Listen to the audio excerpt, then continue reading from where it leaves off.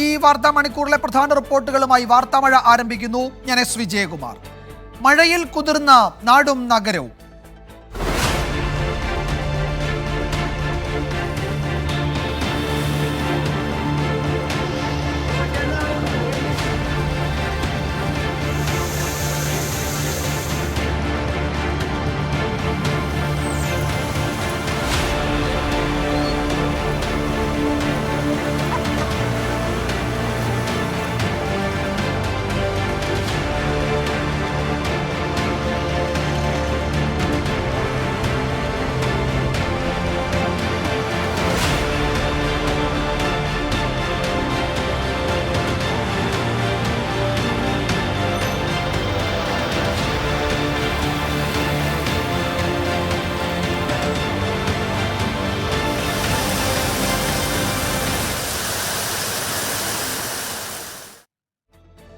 സംസ്ഥാനത്ത് അതിശക്തമായ മഴ തുടരും എന്നാണ് ഏറ്റവും പുതിയ കാലാവസ്ഥാ മുന്നറിയിപ്പ്. തിരുവനന്തപുരം മുതൽ വയനാട് വരെ 9 ജില്ലകളിൽ തീവ്ര മഴ മുന്നറിയിപ്പ് നൽകിയിട്ടുണ്ട്. കഴിഞ്ഞ 24 മണിക്കൂറിനിടെ കുന്നമംഗലം, ചേർത്തല, കുമരകം, താമരശ്ശേരി എന്നിവിടങ്ങളിൽ അതിതീവ്ര മഴയാണ് ലഭിച്ചത്.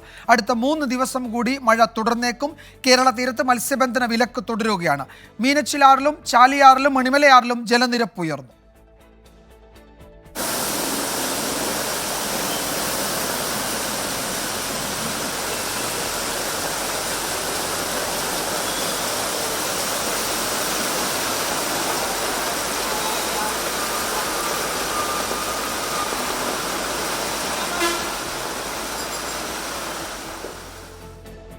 അലക്സ് റാം മുഹമ്മദ് വിവരങ്ങൾ നൽകും തിരുവനന്തപുരത്ത് നിന്ന്. അലക്സ്, ഏറ്റവും പുതിയ കാലാവസ്ഥാ മുന്നറിയിപ്പ് എന്തൊക്കെ സൂചനകൾ നൽകുന്നു?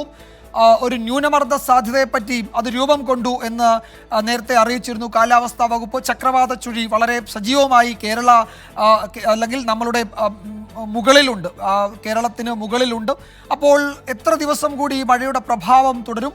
ഇത് കഴിഞ്ഞാൽ മൺസൂണിലേക്ക് എന്ന നിലയിൽ കാലാവസ്ഥ സജ്ജമായിട്ടുണ്ടെന്ന് തോന്നുന്നു, അല്ലേ?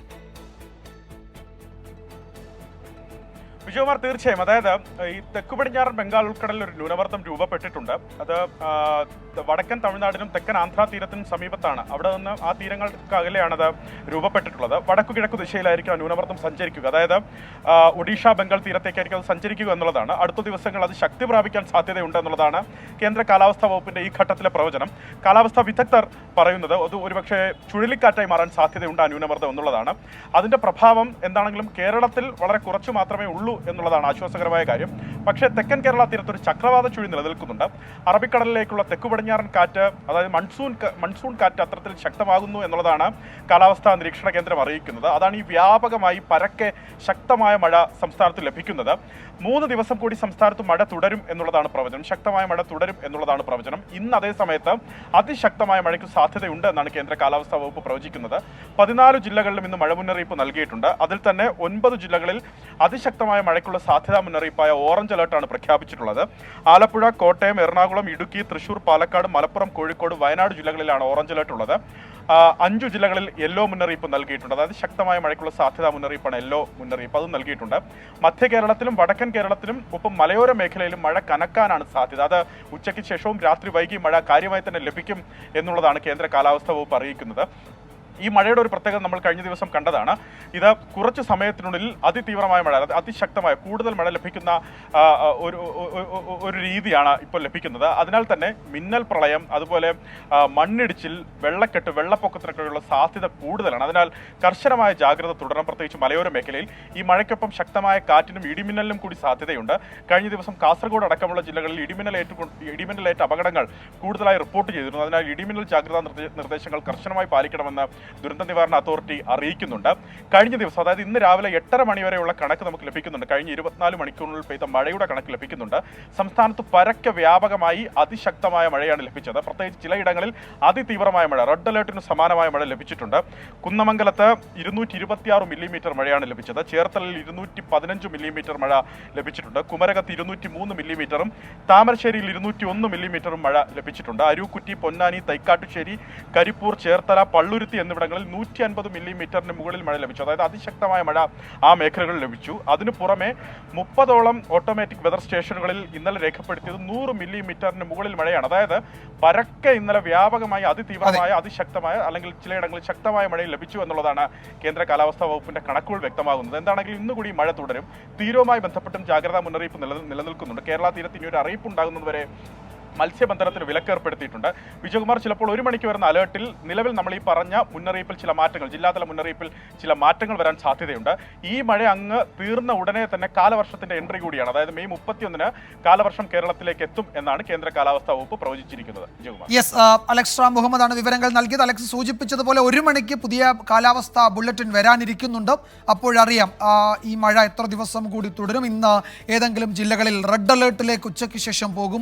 മധ്യ കേരളത്തിലും തെക്കൻ കേരളത്തിലും മഴ കുറെ കൂടി ശക്തമാകുമെന്നൊരു സൂചന വരുന്നുണ്ട്. അതിൻ്റെ മറ്റു വിശദാംശങ്ങൾ അല്പസമയത്തിനകം ഏറ്റവും പുതിയ കാലാവസ്ഥാ ബുള്ളറ്റിനിൽ നമ്മൾ പ്രതീക്ഷിക്കുന്നുണ്ട്. കനത്ത മഴയിൽ സംസ്ഥാനത്ത് വ്യാപക നാശനഷ്ടമാണ് റിപ്പോർട്ട് ചെയ്തത്. വിവിധയിടങ്ങളിൽ റോഡ് ഇടിഞ്ഞു താഴ്ന്നു. ആലപ്പുഴ പുഴക്കാടും കൊല്ലത്ത് കിഴക്കേ കല്ലടയിലും വീടുകൾക്ക് മുകളിൽ മരം വീണു. കോട്ടയത്ത് മീൻ പിടിക്കുന്നതിനിടെ കാണാതായ യുവാവിന്റെ മൃതദേഹം കണ്ടെത്തി. മഴക്കാല മുന്നൊരുക്കങ്ങൾ പരാജയപ്പെട്ടതോടെ കൊച്ചി, തൃശൂർ, കോഴിക്കോട് നഗരങ്ങളിൽ വെള്ളക്കെട്ട് ദുരിതം അതിരൂക്ഷമായിരുന്നു. തൃശൂരിൽ പ്രതിപക്ഷ കൗൺസിലർമാർ പ്രതിഷേധവുമായി തെരുവിലിറങ്ങി.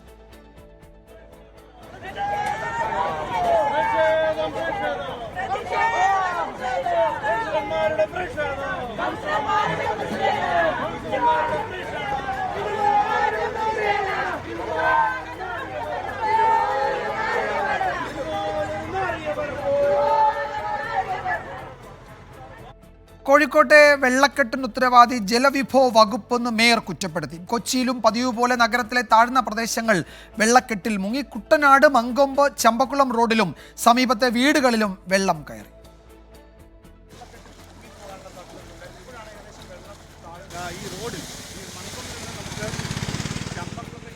ഒന്നും ആരും പ്രതീക്ഷിക്കുന്നതല്ലല്ലോ, ആരുടെയും കുറ്റമൊന്നും അല്ലത്.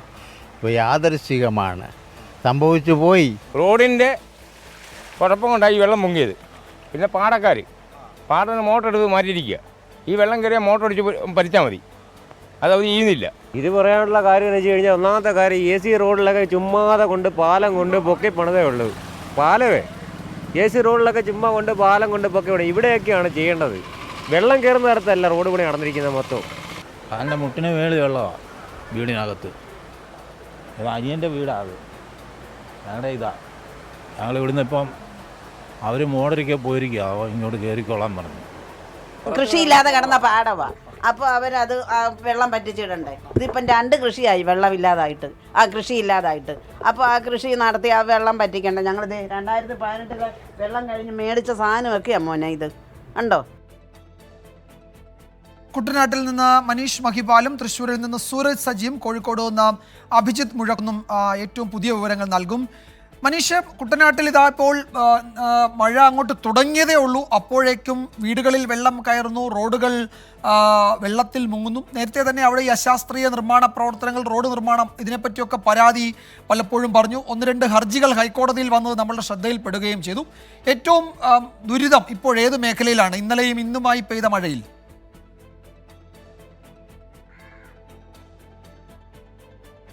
വിജയകുമാർ, കനത്ത ചൂടിന് ശേഷം വേനൽ മഴ എത്തിയതോടെ അത് വലിയ ആശ്വാസമാകുമെന്ന് പ്രതീക്ഷിച്ച കുട്ടനാട്ടുകാർക്കാണ് അത് വലിയ തിരിച്ചടിയാകുന്നത്. ഇവിടെ പലയിടങ്ങളിലും റോഡുകളിലും വീടുകളിലും വെള്ളം കയറി.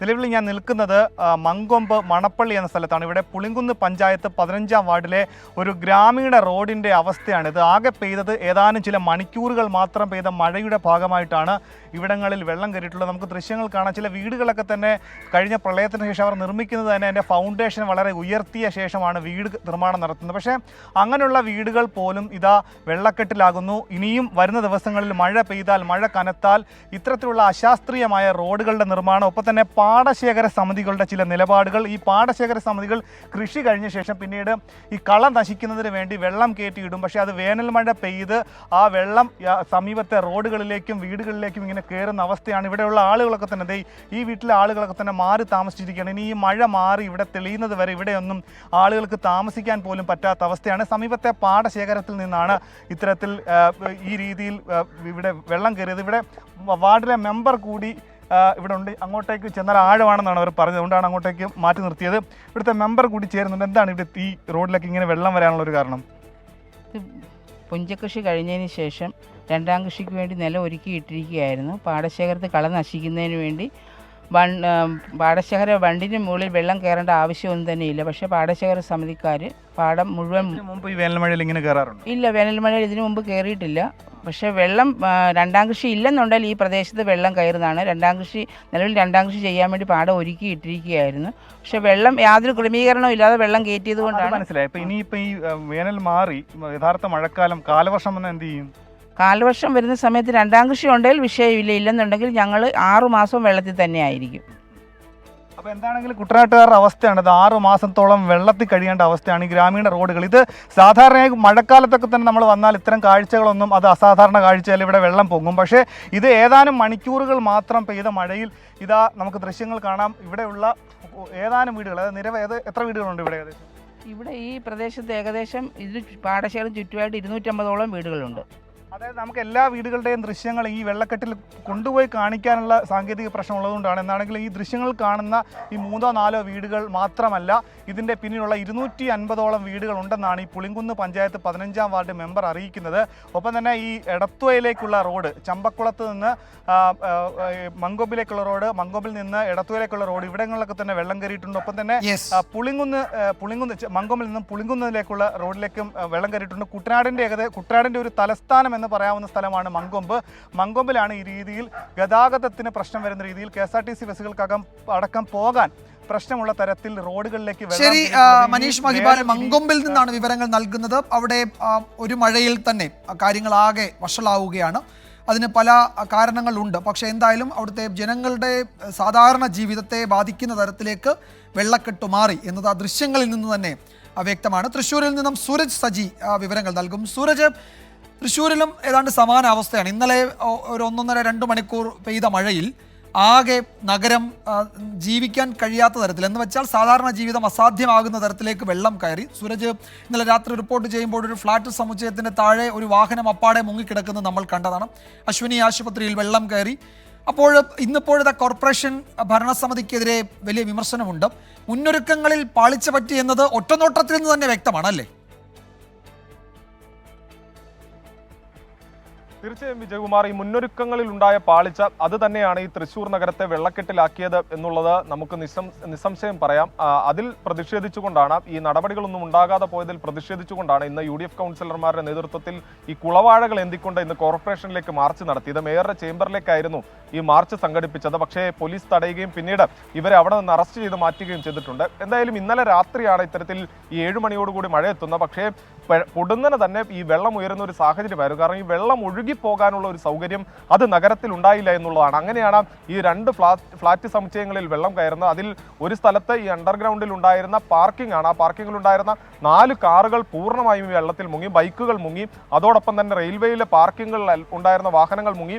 അശ്വിനി ആശുപത്രിയിലേക്ക് വന്നാൽ 3 കോടിയുടെ നഷ്ടം, 3 കോടിയിലധികം രൂപയുടെ നഷ്ടമാണ് ആ ആശുപത്രിയിൽ ഉണ്ടായിരിക്കുന്ന. കാഷ്വാലിറ്റി, സ്കാനിംഗ് സെന്റർ തുടങ്ങി താഴത്തെ നിലയിൽ ഉണ്ടായിരുന്ന എല്ലാ സംവിധാനങ്ങളും വെള്ളം കയറി നശിച്ചു എന്നുള്ളതാണ് ഇവർ പറയുന്നത്. ഇതിന് മുന്നിലെല്ലാം തന്നെ PWDയുടെയും കോർപ്പറേഷന്റെയും ഓവുചാലുകളുണ്ട്. പക്ഷേ ഇതുപോലും ശുചീകരിക്കാൻ കഴിഞ്ഞിരുന്നില്ല എന്നുള്ളതാണ് പറയുന്നത്. UDF കൗൺസിലർമാർ ആരോപിക്കുന്നത് ഇങ്ങനെയാണ്: ഫെബ്രുവരിയിൽ തന്നെ ഈ മഴക്കാല പൂർവ്വ ശുചീകരണം നടത്തണം, അത് പെരുമാറ്റച്ചട്ടത്തിന് മുൻപ് നടത്തണം എന്ന് പറഞ്ഞുകൊണ്ട് ഇവർ കത്ത് നൽകിയിരുന്നു. പക്ഷേ മേയർ ഇത് മുഖവിലക്കെടുക്കാതെ ഇതിന്റെ ടെൻഡർ നടപടികൾ പോലും, ഈ സമയത്ത് പോലും ഈ മഴക്കാല പൂർവ്വ ശുചീകരണത്തിന്റെ ടെൻഡർ നടപടികൾ പോലും പൂർത്തിയായിട്ടില്ല എന്നുള്ളതാണ് പ്രതിപക്ഷ കൗൺസിലർമാർ ചൂണ്ടിക്കാണിക്കുന്നത്. അങ്ങനെയാണ് തൃശ്ശൂർ നഗരം വെള്ളക്കെട്ടിലായത്. അതുപോലെ തന്നെ ഈ സമീപത്തെ തോടുകളിലെല്ലാം തന്നെ കുളവാഴകളെല്ലാം നിറഞ്ഞ ഈ വെള്ളത്തിന് ഒരു തരത്തിലും ഒഴുകിപ്പോകാൻ കഴിയാത്ത സാഹചര്യമാണുള്ളത്. എന്തായാലും ജില്ലാ കളക്ടറുടെ നേതൃത്വത്തിൽ അടിയന്തര യോഗം ചേർന്നുകൊണ്ട് ഇപ്പോൾ തുടർ നടപടികൾ ചർച്ച ചെയ്ത് എന്താണ് അടിയന്തരമായി സ്വീകരിക്കേണ്ടതെന്ന് സംബന്ധിച്ചെല്ലാം ചർച്ചകൾ പൂർത്തിയായി വരുന്നു. അത്തരത്തിൽ തുടർ നടപടികളുമായി മുന്നോട്ട് പോകാനാണ് നിലവിൽ ഈ ജില്ലാ ഭരണകൂടത്തിന്റെ തീരുമാനം. ഗ്രാമീണ മേഖലയിലേക്ക് വന്നു കഴിഞ്ഞാൽ ദേശമംഗലത്ത് ഒരു റോഡ് പൂർണ്ണമായും തകർന്നു. ആ റോഡ് ഇടിഞ്ഞു വീണതിനെ തുടർന്ന് ഒരു വീടിന് ഭാഗികമായി കേടുപാടുകൾ സംഭവിച്ചു. വടക്കാഞ്ചേരിയിലേക്ക് വന്നു കഴിഞ്ഞാൽ അവിടെ സമീപത്തെ ഒരാളൊഴിഞ്ഞ വീട് മറ്റൊരു വീട് വീട്ടിലേക്ക് ഇടിഞ്ഞു വീണ അവരുടെ ചുവരിന് വിള്ളലുണ്ടായി, അങ്ങനെ വീടിന് കേടുപാടുകൾ സംഭവിച്ചു. അങ്ങനെ ഗ്രാമീണ മേഖലയിലും പ്രതിസന്ധി രൂക്ഷമായി തന്നെ തുടരുന്ന ഒരു സാഹചര്യമാണ്. എന്തായാലും തൃശ്ശൂരിൽ നഗരത്തിൽ ചെറിയ തോതിൽ മഴ കുറഞ്ഞിട്ടുണ്ട്, പക്ഷേ മലയോര മേഖലയിൽ അടക്കം ഇപ്പോഴും മഴ വിവരങ്ങൾ നൽകിയത്. വെള്ളക്കെട്ടിൽ ഒഴുകി വന്ന ഈ കുളവാഴകൾ അത് കോർപ്പറേഷൻ ഓഫീസിന്റെ മതിലിനകത്തേക്ക് എറിഞ്ഞുകൊണ്ടായിരുന്നു പ്രതിപക്ഷ കൗൺസിലർമാരുടെ വ്യത്യസ്ത പ്രതിഷേധം. മുന്നൊരുക്കങ്ങളൊന്നും നടത്തിയിട്ടില്ല എന്ന വിമർശനമാണ് തൃശ്ശൂരിൽ ഉയരുന്നത്. ഇപ്പോൾ കളക്ടർ അവിടെ ഉന്നതതല യോഗം വിളിക്കുകയും ചെയ്തിട്ടുണ്ട്. നമ്മൾ കോഴിക്കോട്ടേക്കാണ് പോകുന്നത്. അഭിജിത്ത് മുഴക്കുന്ന് അവിടെ ചേരുന്നുണ്ട് വിശദാംശങ്ങളുമായി. അവിടെയും സമാന പ്രതിസന്ധി തന്നെയാണുള്ളത്. അഭിജിത്ത്, ഇന്നലെ മെഡിക്കൽ കോളേജിലേക്ക് വെള്ളം കയറി, അവിടെ രോഗികൾക്ക് ബുദ്ധിമുട്ടുണ്ടായി. നഗരത്തിൽ പലയിടത്തും വെള്ളക്കെട്ടുണ്ടായിരുന്നു. രാത്രി മിഥില റിപ്പോർട്ട് ചെയ്യുന്ന സമയത്ത് വലിയ വെള്ളക്കെട്ട് അവിടെ പലയിടത്തും ഉണ്ടായിരുന്നു. കോഴിക്കോട്ട് ഇപ്പോൾ മേയർ പറയുന്നത് ഇറിഗേഷൻ ഡിപ്പാർട്ട്മെൻറ്റ് വേണ്ട തരത്തിൽ ഇടപെടാത്തതാണ് വെള്ളക്കെട്ടിന് കാരണമെന്ന്. പക്ഷേ എന്തായാലും അവിടെ ജില്ലാ ഭരണകൂടം അല്ലെങ്കിൽ കോർപ്പറേഷനൊക്കെ വലിയ വീഴ്ച വന്നു. ഒറ്റ മഴയിൽ തന്നെ നഗരം വെള്ളക്കെട്ടിൽ അമർന്നു, അങ്ങനെ കരുതാം അല്ലേ? തീർച്ചയായും വിജയകുമാർ, മുൻകാലങ്ങളിലൊക്കെ നമ്മൾ കണ്ടിട്ടുള്ളതാണ്. ചെറിയൊരു മഴ പെയ്താൽ തന്നെ കോഴിക്കോട് നഗരം വെള്ളത്തിനടിയിലാകുന്ന ഒരു സാഹചര്യമുണ്ട്. മാവൂർ റോഡിലും ഒപ്പം ഈ സ്റ്റേഡിയം ജംഗ്ഷനും കൂടാതെ മിഠായി തെരുവിന് മുൻവശത്തുമൊക്കെ ചെറിയൊരു മഴ പെയ്താൽ തന്നെ വെള്ളം കയറുന്ന സാഹചര്യമുണ്ട്. ഇത് കാൽനട യാത്രക്കാർക്കും ഇരുചക്രവാഹന യാത്രക്കാർക്കുമൊക്കെ ബുദ്ധിമുട്ടാകുന്ന ഒരു സാഹചര്യം മുൻപ് തന്നെ നിലനിന്നതാണ്. അതായത് ഇത്തരം ഒരു സാഹചര്യത്തിലൂടെ കടന്നു പോകുമെന്ന് കോർപ്പറേഷൻ അറിവുള്ളതാണ്. അപ്പോൾ ഏത് തരത്തിലുള്ള മുന്നൊരുക്കമാണ് കോർപ്പറേഷൻ്റെ ഭാഗത്തു നിന്ന് ഉണ്ടായത് എന്നുള്ളതാണ് പ്രധാനപ്പെട്ട ചോദ്യം. പ്രതിപക്ഷം ഇതിനോടകം തന്നെ അക്കാര്യത്തിലൊരു വിമർശനവുമായി രംഗത്തെത്തിയിട്ടുണ്ട്. പക്ഷേ വിജയകുമാർ സൂചിപ്പിച്ചതുപോലെ തന്നെ ഇക്കാര്യത്തിൽ ജലവിഭവ വകുപ്പിനെതിരെയാണ് കോഴിക്കോട് മേയർ ബീന ഫിലിപ്പ് വിമർശനം ഉന്നയിക്കുന്നത്. അവർ പറയുന്നത് ഈ കല്ലായിപ്പുഴയുടെ ആഴം കൂട്ടലുമായി ബന്ധപ്പെട്ടാണ് ഈ വെള്ളക്കെട്ട് രൂപപ്പെടുന്നതുമായുള്ള പ്രശ്നം നിലനിൽക്കുന്നത്. ഇതിലെ ചളി നീക്കം ചെയ്യാനുള്ള ഒരു തീരുമാനം അല്ലെങ്കിൽ അത്തരത്തിലുള്ള ഒരു പ്രവർത്തനങ്ങൾ ജലവിഭവ വകുപ്പിൻ്റെ ഭാഗത്തു നിന്നുണ്ടാകേണ്ടതാണ്. ഉദ്യോഗസ്ഥരുടെ മെല്ലപ്പോക്കാണ് ഇത്തരത്തിൽ ഈ വെള്ളക്കെട്ട് രൂപപ്പെടാൻ കാരണമാകുന്നത് എന്നുള്ളൊരു കുറ്റപ്പെടുത്തൽ മേയറുടെ ഭാഗത്തു നിന്നുണ്ടാകുന്നുണ്ട്. ഏതായാലും ഇക്കാര്യത്തിൽ നടപടികൾ എടുക്കേണ്ടവർ അതിന് തയ്യാറായിട്ടില്ല എന്നുള്ളത് നിസ്സംശയം നമുക്ക് പറയാം. ഇനി മൺസൂൺ വരുന്നൊരു സാഹചര്യത്തിൽ, മഴ കനക്കുന്ന ഒരു സാഹചര്യത്തിൽ സമാനമായ രീതിയിലാണ് മുന്നോട്ട് പോകുന്നത് എന്നുണ്ടെങ്കിൽ തീർച്ചയായും ഈ കോഴിക്കോട് നഗരത്തിൻ്റെ പല മേഖലകളും വെള്ളത്തിനടിയിലാകുന്ന ഒരു സാഹചര്യം ഉണ്ടാകും. കൂടാതെ പല ഈ ഗ്രാമപ്രദേശങ്ങളിലും വെള്ളക്കെട്ട് രൂപപ്പെടുന്ന സാഹചര്യമുണ്ട്. വീടുകൾക്കകത്തേക്ക് വെള്ളം കയറുന്ന സാഹചര്യമുണ്ട്. പലയിടത്തും താമരശ്ശേരി, ബാലുശ്ശേരി തുടങ്ങിയിടങ്ങളിൽ വീടുകളിൽ നിന്ന് കുടുംബങ്ങളെ സമീപത്തുള്ള അങ്കണവാടികളിലൊക്കെ മാറ്റിപ്പാർപ്പിച്ചിട്ടുണ്ട്. ഏതായാലും ഈ വെള്ളക്കെട്ട് രൂപപ്പെടുന്നതുമായി ബന്ധപ്പെട്ട പ്രശ്നം കോഴിക്കോടിൻ്റെ വിവിധ മേഖലകളിലുള്ളവരെ ബുദ്ധിമുട്ടിലാക്കുന്നുണ്ട്. വിജയകുമാർ. യെസ്, അഭിജിത്താണ് കോഴിക്കോട്ടെ വിവരങ്ങൾ നൽകിയത്. ഇപ്പോൾ ഒരു പ്രധാനപ്പെട്ട വിവരം കൂടി വരുന്നത് തെക്ക് കിഴക്കൻ അറബിക്കടലിൽ കേരളത്തിനകലെ ഒരു ന്യൂനമർദ്ദം രൂപപ്പെട്ടിട്ടുണ്ട് എന്നാണ്. അത് ഏത് രീതിയിൽ സഞ്ചരിക്കും, അതിൻ്റെ പ്രഭാവം എത്രത്തോളം ഉണ്ട് എന്നത് അടുത്ത മണിക്കൂറുകളിലെ വ്യക്തമാകും. ബംഗാൾ ഉൾക്കടലിൽ ഈ വർഷത്തെ ആദ്യ ചുഴലിക്കാറ്റ്, അത് റിമാൽ എന്നാണ് അതിന് പേര് നൽകിയിരിക്കുന്നത്. ആ മുന്നറിയിപ്പ് നൽകിയിട്ടുണ്ട്. പശ്ചിമ ബംഗാൾ ബംഗ്ലാദേശ് തീരത്തേക്ക് നീങ്ങുന്നുണ്ട്. തീവ്ര ചുഴലിക്കാറ്റായി ഞായറാഴ്ചയോടെ കരയിൽ പ്രവേശിക്കാൻ സാധ്യതയുണ്ട് എന്ന വിവരം വരുന്നുണ്ട്. ഇതിൻ്റെയൊക്കെ പ്രഭാവം കേരളത്തിൽ എത്രത്തോളം ഉണ്ടാകുമെന്നത് അറിയാനിരിക്കുന്നതേ ഉള്ളൂ. അപ്പോൾ കാലാവസ്ഥ സംബന്ധിച്ച് ഏറ്റവും പുതിയ വിവരങ്ങൾ അടുത്ത മണിക്കൂറുകളിൽ വരും. 1 മണിക്ക് ശേഷം പുതിയ കാലാവസ്ഥ ബുള്ളറ്റിൻ ഉണ്ടാകും. ആ ഘട്ടത്തിൽ കൂടുതൽ വിവരങ്ങൾ പ്രേക്ഷകരിലേക്ക് എത്തിക്കാം. വാർത്താമഴ തുടരുന്നു. സംസ്ഥാനത്തെ IT പാർക്കുകളിലെ മദ്യശാലകൾ ഈ വർഷം തന്നെ തുടങ്ങാൻ സർക്കാർ തീരുമാനിച്ചു. നിർദ്ദേശങ്ങൾക്ക് നിയമസഭാ സമിതി അംഗീകാരം നൽകി. പ്രതിപക്ഷ MLA-മാരുടെ എതിർപ്പ് മറികടന്നാണ് സർക്കാർ നീക്കം. രാവിലെ 11 മുതൽ രാത്രി 11 വരെയായിരിക്കും പ്രവർത്തനം. ഷഫീദ് റാവുത്തർ തിരുവനന്തപുരത്ത് നിന്ന് വിവരങ്ങൾ നൽകും. ഷഫീദ്, നേരത്തെ പ്രതിപക്ഷ MLA-മാർ ഈ നിർദ്ദേശം ഉയർന്നു വന്ന ഘട്ടത്തിൽ കടുത്ത വിയോജിപ്പ് അറിയിച്ചിരുന്നു. പ്രതിപക്ഷ MLA-മാർ തന്നെയല്ല, ഈ മദ്യവിരുദ്ധ സംഘടനകളൊക്കെയും ഈ നിർദ്ദേശത്തെ തള്ളിപ്പറഞ്ഞ് രംഗത്ത് വന്നിരുന്നു. എന്താണ് സർക്കാരിൻ്റെ നീക്കം? എങ്ങനെയായിരിക്കും ഇത് നടപ്പാക്കാൻ പോകുക? വിജയകുമാർ, സംസ്ഥാന സർക്കാരിന്റെ കഴിഞ്ഞ മദ്യനയത്തിന്റെ ഭാഗമായിട്ടായിരുന്നു IT പാർക്കുകളിൽ മദ്യശാലകൾ ആരംഭിക്കാനുള്ള നീക്കം. അബ്കാരി നിയമത്തിൽ ഭേദഗതി കൊണ്ടുവന്നതോടുകൂടിയാണ് പ്രതിപക്ഷം എതിർപ്പുന്നയിച്ചത്. തിരുവഞ്ചൂർ രാധാകൃഷ്ണനും കെ ബാബുവും എതിർപ്പുന്നയിച്ചു. ഇതോടെ നിർദ്ദേശങ്ങൾ സബ്ജക്ട് കമ്മിറ്റിക്ക് വിട്ടു. വിശദ ചർച്ചകൾ നടന്നപ്പോഴും പ്രതിപക്ഷം അക്കാര്യത്തിലെ എതിർപ്പ് ആവർത്തിക്കുന്ന സാഹചര്യമാണ് ഉണ്ടായത്. ഇത് തള്ളിയാണ് സബ്ജക്ട് കമ്മിറ്റി നിർദ്ദേശങ്ങൾക്ക്, സർക്കാരിന്റെ നിർദ്ദേശങ്ങൾക്ക് അംഗീകാരം നൽകിയിട്ടുള്ളത്. IT പാർക്കുകൾക്ക് FL4C ലൈസൻസ് ആയിരിക്കും നൽകുക. ലൈസൻസ് ഫീസ് 10 ലക്ഷം ആക്കണമെന്നായിരുന്നു ഇതുമായി ബന്ധപ്പെട്ട IT വകുപ്പിന്റെ നിർദ്ദേശം. എന്നാൽ 20 ലക്ഷം വേണമെന്ന എക്സൈസ് വകുപ്പിന്റെ ആവശ്യം അംഗീകരിക്കുകയായിരുന്നു. രാവിലെ 11 മണി മുതൽ രാത്രി 11 മണി വരെ ആയിരിക്കും പ്രവർത്തന സമയം.